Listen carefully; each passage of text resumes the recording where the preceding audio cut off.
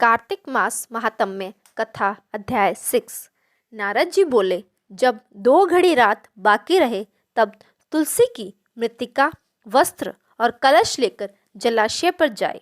कार्तिक में जहाँ कहीं भी प्रत्येक जलाशय के जल में स्नान करना चाहिए। गर्म जल की अपेक्षा ठंडे जल में स्नान करने से 10 गुना पुण्य होता है। उससे 100 गुना पुण्य बाहरी कुएं के जल में स्नान करने से होता है।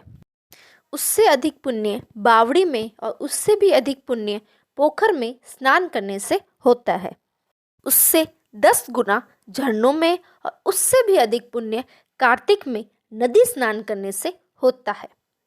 उससे भी 10 गुना पुण्य वहाँ होता है जहाँ 2 नदियों का संगम हो। यदि कहीं 3 नदियों का संगम हो तब तो पुण्य की तो कोई सीमा ही नहीं।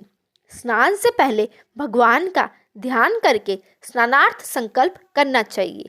फिर तीर्थ में उपस्थित देवताओं को कर्मश, अर्घ्य, आचमन्य आदि देना चाहिए। अर्घ्य मंत्र इस प्रकार है: हे कमलनाथ, आपको नमस्कार है।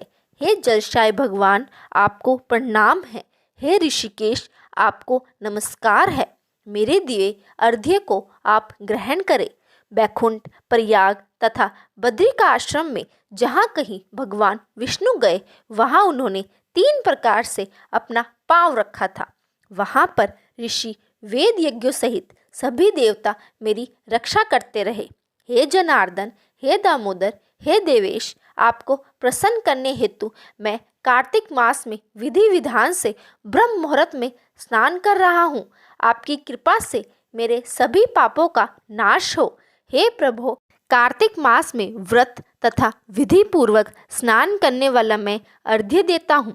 आप राधिका सहित ग्रहण करें। हे कृष्ण, हे बलशाली राक्षसों का संहार करने वाले भगवान, हे पापों का नाश करने वाले, कार्तिक मास में प्रतिदिन दिए हुए मेरे इस अर्घ्य द्वारा कार्तिक स्नान का व्रत करने वाला फल मुझे प्राप्त हो।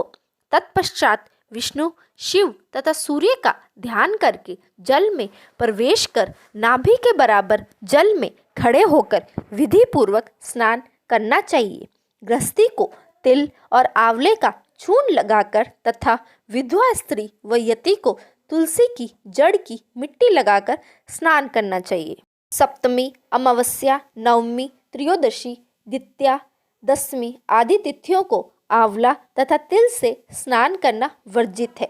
स्नान करते हुए निम्न शब्दों का उच्चारण करना चाहिए: जिस भक्ति भाव से भगवान ने देवताओं के कार्य के लिए 3 प्रकार का रूप धारण किया था, वही पापों का नाश करने वाले भगवान विष्णु अपनी कृपा से मुझे पवित्र बनाए।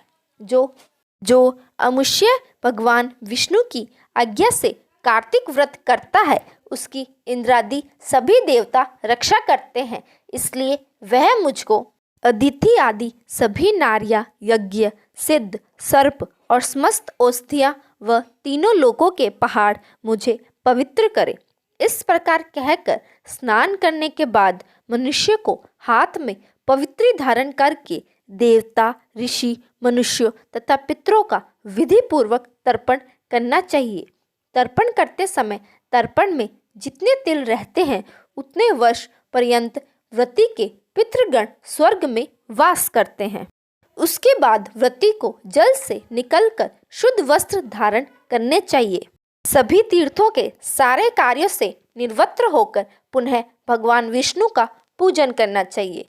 सभी तीर्थों के सारे देवताओं का स्मरण करके भक्ति पूर्वक सावधान होकर चंदन, फूल और फलों के साथ भगवान विष्णु को फिर से अर्घ्य देना चाहिए। अर्घ्य के मंत्र का अर्थ इस प्रकार है: मैंने पवित्र कार्तिक मास में स्नान किया है। हे विष्णु, राधा के साथ आप मेरे दिए अर्घ्य को ग्रहण करें। तत्पश्चात चंदन, फूल और तांबूल आदि से वेद पाठी ब्राह्मणों का श्रद्धापूर्वक पूजन करें और बारंबार नमस्कार करें। ब्राह्मणों के दाएं पांव में तीर्थों का वास होता है, मुंह में वेद और समस्त अंगों में देवताओं का वास होता है।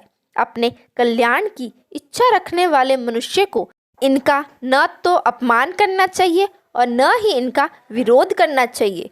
फिर एकाग्रचित होकर भगवान विष्णु की प्रिय तुलसी जी की पूजा करनी चाहिए। उनकी परिक्रमा करके उनको प्रणाम करना चाहिए। हे देवी, हे तुलसी, देवताओं ने ही प्राचीन काल से तुम्हारा निर्माण किया है और ऋषियों ने तुम्हारी पूजा की है। हे विष्णु प्रिया तुलसी, आपको नमस्कार है। आप मेरे समस्त पापों को नष्ट करो। इस प्रकार जो मनुष्य भक्तिपूर्वक कार्तिक व्रत का अनुष्ठान करते हैं वे संसार के सुखों का भोग करते हुए अंत में मोक्ष को प्राप्त करते हैं। यहीं पर हमारी आज का अध्याय संपूर्ण होता है। आगे के अध्याय जानने के लिए वीडियो को लाइक करें और चैनल को जल्दी से जल्दी सब्सक्राइब करें। धन्यवाद।